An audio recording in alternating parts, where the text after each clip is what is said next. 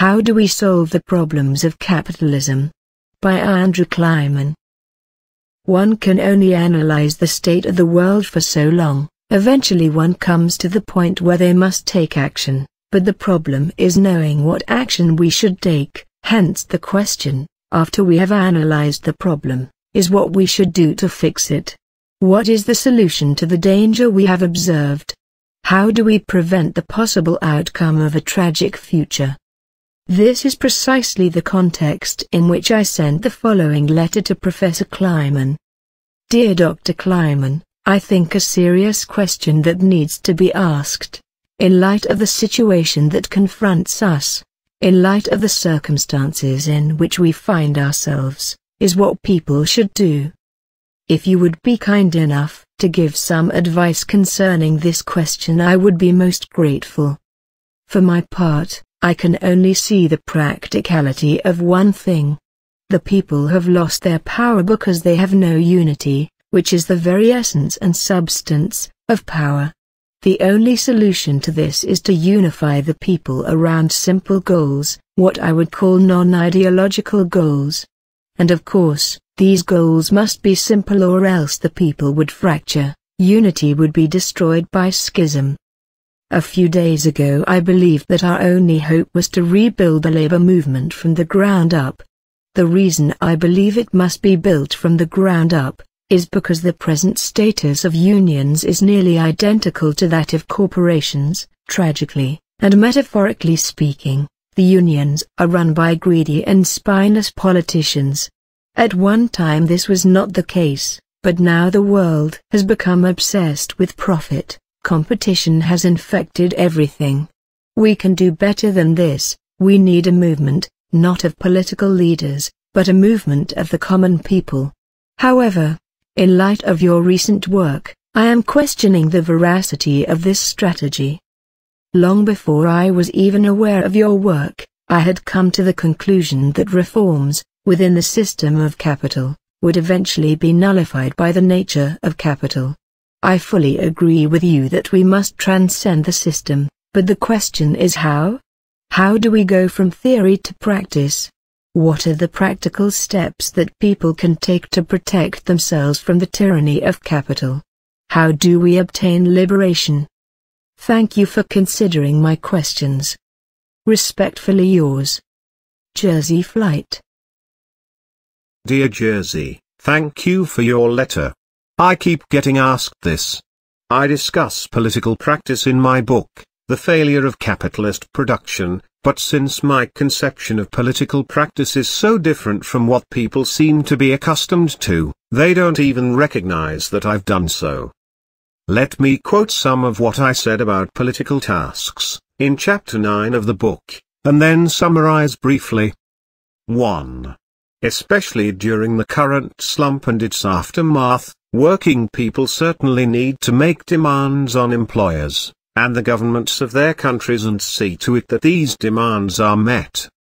By getting their demands met, working people help themselves in the short run. They are getting concessions from the system. However, the concessions they win are just that, concessions, not a new set of progressive policies that will lead to a prosperous and stable economy. 2. Working people will have to fight tooth and nail, just to prevent their living and working conditions from deteriorating further, in the face of efforts to restore profitability and economic growth through austerity measures.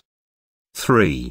Working people need to be prepared to confront the fact that their struggles to protect themselves in the face of the economic slump are not in the system's interests, and that successful struggle might well set off a virulent reaction.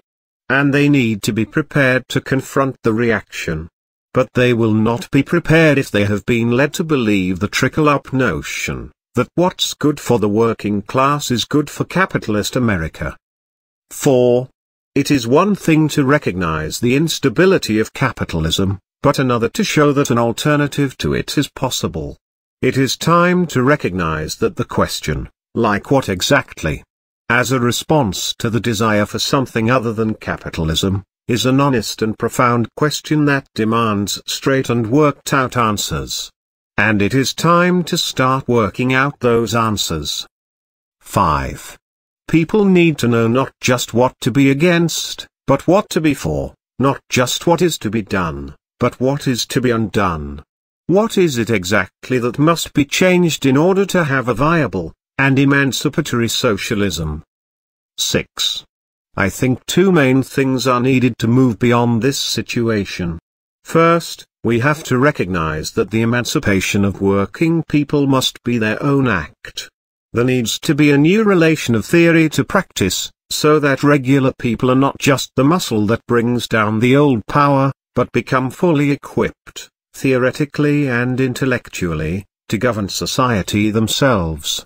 Nothing short of this can prevent power from being handed over to an elite. 7. Secondly, we have to work out how we can have a modern society that operates without the laws of capitalist production being in control. Very few people on the left have even understood that this is a real problem. Now the summary. A. Support, assist struggles from below to maintain living standards and for concessions, points 1 and 2.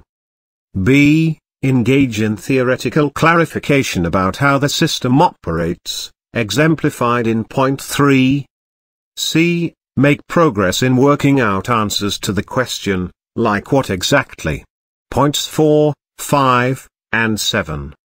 D. Make progress in assisting regular people to become theoretically and intellectually equipped to govern society themselves, point 6. It is because of point 3, and especially because of point 6, that I don't support social democratic policy, either as a solution to systemic problems, point 3, or as a supposed route to political mobilization, point 6. As I also wrote in Chapter 9 of the book, the Keynesianism that dominated the left helped to demobilize working people, by encouraging them to trust Keynesian politicians, policies, and doctrines as well as the leaders of their unions, instead of trusting their own ability to run their lives themselves, and re-establish society on new, human foundations. Popular struggles to force concessions on the government, neoliberal, social democratic, or whatever, are an entirely different matter. I hope this helps. Best wishes. Andrew.